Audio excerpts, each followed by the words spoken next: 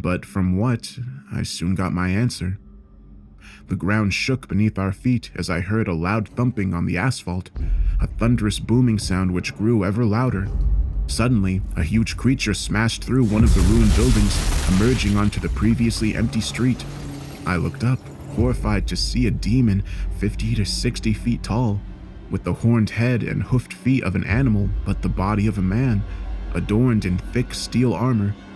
Its eyes burned a fiery red, and it opened its huge mouth to reveal rows of shark-like teeth. The beast emitted a terrifying roar which filled the air, and it charged down the street towards the troops, the ground shaking underneath its huge hooves. The soldiers opened up with every weapon at their disposal. The rifle rounds had no effect, merely deflecting off the demon's armor like pebbles bouncing off a metal sheet. But then the Challenger opened fire with its main cannon, producing an almighty boom. The shell was propelled across the void and smashed into the demon's armor-plated chest.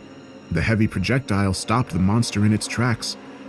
It roared in pain and anger, but the shell didn't bring it down, instead only temporarily delaying its advance. What happened next was either the result of great skill or a total fluke. A javelin missile soared through the air and hit the charging demon directly in its left eye. The projectile tore through the soft tissue and exploded inside the demon's brain. The monster was instantly killed, its huge frame falling and crashing down onto the street only yards away from where we stood, the sheer weight of its enormous body cracking the concrete beneath it. The soldiers cried out in triumph, and I shared their elation. From what I'd read in the previous accounts, these Goliath-like demons were thought to be virtually indestructible, but what I'd just seen proved they could be killed. But then I remembered something else from the stories, that these demons always fought in threes. The second demon suddenly emerged at the far end of Oxford Street, raising a crossbow-like weapon to its shoulder and firing. A bolt tore through the air as fast as any man-made missile, smashing into the tank and tearing through its thick armor, reducing the high-tech war machine to a flaming wreck. The surviving soldiers were left in disarray as suddenly the third demon stomped down the street behind them, roaring with fury as it swung its huge fiery sword. I could only watch in abject horror as the demon killed a half-dozen troops at once, slicing them in half and staining the footpath with blood and gore. The survivors broke, fleeing in all directions whilst firing wildly at their giant attackers. I doubt they would get far. "Well, that's the end of that," the guide said, with the same cruel smirk on his face. He pointed to the entrance of the tube station across the road. "The rats always flee underground at times like this. Let's take a look." He began walking across the rubble-strewn tarmac, ignoring the monstrous demons as they picked off the remaining soldiers one by one. I didn't follow straight away, instead looking to the elderly woman for reassurance. "It won't be easy, but you need to see this. It's too late to turn back now, young man." I nodded my head and we proceeded across the street, following the guide down the stairs to the station below ground. Once we'd passed through the smashed-up turnstiles, we'd witnessed yet another horrifying scene, perhaps the worst yet. There were a few other soldiers down there, a mix from different regiments and even some armed police officers. They all appeared exhausted and terrified, but still maintained a loose cordon along the station's platform. But the true horror was behind the armed men and women. Several hundred civilians, men, women, and children, all huddled together along the platform. I looked into those faces and saw nothing but fear and pain. All were dirty and emaciated refugees in their own country, seeking sanctuary underground since the enemy now controlled the streets above. The London Underground had served as a refuge before, back in the dark days of the Blitz during World War II.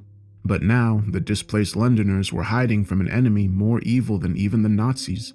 We walked across the platform, unseen by the military personnel and huddled refugees. An officer was screaming into the radio, desperately pleading for outside assistance. There was nothing I could do but listen. "God damn it, man! I have over 500 civilians down here! We need an immediate evacuation!" "I'm sorry, Colonel," came the sheepish reply on the other end. "No helicopters are available. There's nothing we can do." "I won't accept that! Let me speak with your superior officer!" "Hold, please," came the nervous reply. A tense pause followed before the static was replaced by a new voice. A female voice, confident but also exhausted. Her tone indicated immediately that it wasn't good news. The officer's eyes bulged and he visibly gulped before responding. This is your Prime Minister. Ma'am? I'm very sorry, Colonel. This is the most difficult decision. This is the most difficult decision a leader will ever have to make. And I thought I owed it to you to tell you in person.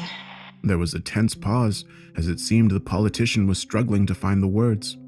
My military advisors tell me there is no other alternative. I have authorized Operation Holy Fire. Trident has been deployed. I am so sorry, Colonel. Your sacrifice will not be forgotten. And with that, the radio call was abruptly ended. The colonel was in a state of shock, still holding on to the receiver as he looked upon the huddled refugees, his eyes wide with horror. And I understood why. Trident meant nuclear weapons. The British government had decided to nuke their own capital. That's what it had come to. What madness, what desperation had led them to this place. Mercifully, there wasn't long to wait before the terrible end.